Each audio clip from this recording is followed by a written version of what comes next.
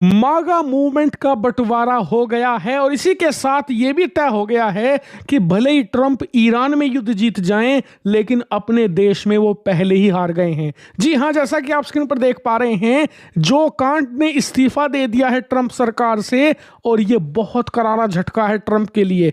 दरअसल जो can't America में काउंटर टेररिज्म के चीफ थे, यानी कि अमेरिका की दुनिया भर में आतंकवाद के खिलाफ जो भी कार्रवाई होती है उसका ये मुखिया था और ट्रंप का सबसे कट्टर सिप्पे सालार।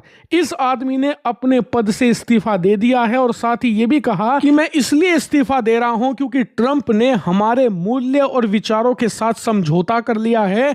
हमने चुनाव जीतने से पहले ये तय किया था कि हम अमेरिका को किसी और युद्ध में नहीं धकेलेंगे, लेकिन ट्रंप ने इजराइल के सामने सरेंडर कर दिया, इजराइल के दबाव में आकर ईरान के खिलाफ युद्ध छेड़ दिया, जबकि हमारा इस युद्ध से कोई लेना देना नहीं है। हैरानी की बात तो यह है कि जो कांट ने यह भी बताया कि ईरान से हमें कोई भी इमिनेंट थ्रेट नहीं था।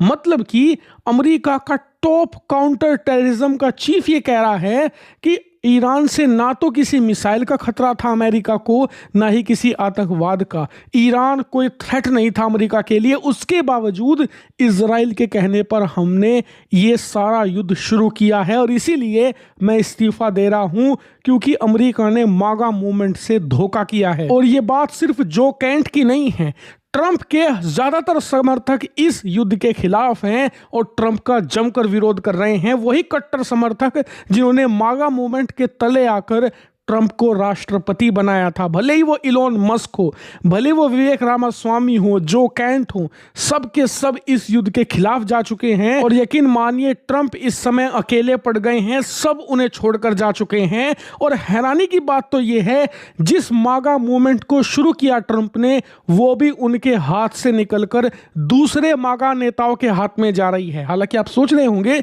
ये मागा मूवमेंट है क्या? तो मागा का मतलब होता है मेक अमेरिका ग्रेट अगेन। इस मूवमेंट की शुरुआत 2016 में हुई थी और इसकी विचारधारा यह है कि हमें अमेरिका को ग्रेट बनाना है फिर से।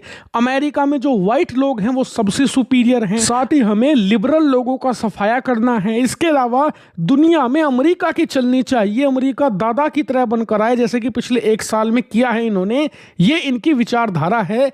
इसके ही समर्थक लोगों को कहा जाता है मागा। और इसी मागा मूवमेंट के अब 2 टुकड़े हो चले हैं, एक जो ट्रंप को सपोर्ट करता है, दूसरा जो ट्रंप का विरोध कर रहा है। और यकीन मानिए अब ये सिर्फ 2 धड़ों की बात नहीं है, धीरे धीरे ट्रंप की पकड़ इससे छूट रही है और ट्रंप अकेले पड़ रहे हैं। क्योंकि जो मेन प्रिंसिपल था मागा मूवमेंट का कि हम किसी भी देश के खिलाफ युद्ध नहीं छेड़ेंगे, ट्रंप ने 2 बार वो तोड़ दिया। पहला वेनेजुएला के ऊपर आक्रमण करके और दूसरा ईरान के ऊपर हमला करके। इसके अलावा मागा मूवमेंट जो विरोध किया करता था कि इजराइल के यहूदी अमेरिका चला रहे हैं, अमेरिका को कंट्रोल करते हैं, हम उसे बदलेंगे, अब उनका मानना यह है कि ट्रंप ने भी वही किया है जो ओबामा ने किया था, जो जो बाइडेन ने किया था और उससे पहले के अमेरिकी राष्ट्रपति करते आए हैं। यानी कि अमेरिका की कमान इजरायली यहूदियों को सौंप दी है। और आपने देखा भी होगा कि सोशल मीडिया पर वो पॉपुलर अकाउंट जो अभी तक ट्रंप के कट्टर समर्थक थे, अब वो कट्टर विरोधी हो गए हैं, लगातार ईरान युद्ध के खिलाफ आवाज उठा रहे हैं। और यकीन मानिए ईरान के युद्ध को लेकर अमेरिका में मुश्किल से 10-15 लोग ही पॉजिटिव हैं, 80-85% लोग इस युद्ध के विरोध में हैं। और हाल ही में एक सर्वे हुआ, उसमें 90% लोगों ने तो ये कह दिया कि हमें समझ नहीं आ रहा कि अमेरिका ये युद्ध लड़ क्यों रहा है जब हमें ईरान से कोई खतरा नहीं है। और यकीन मानिए आज जो कांट का इस्तीफा आया है ना, ये तो बस शुरुआत है। इसने एक डोमिनो गिराया है और अब इसके बाद अमेरिका में इस्तीफों की लाइन लगने वाली है।